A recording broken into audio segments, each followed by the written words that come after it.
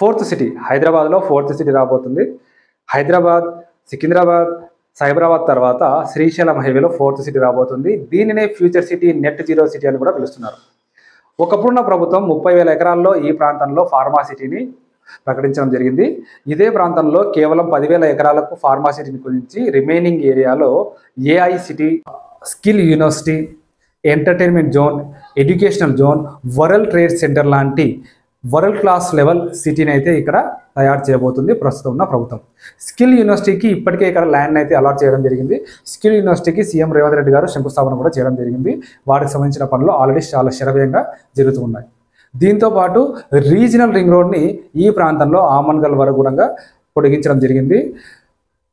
Outer ring road నుంచి regional ring road వరకు కూడా రేడియల్ రోడ్స్ని ఈ ప్రాంతంలో ఈ ఫోర్త్ సిటీకి అనుగుణంగా అనుసంధానం చేస్తూ రేడియల్ రోడ్స్ను కూడా ప్రతిపాదన చేయడం జరిగింది.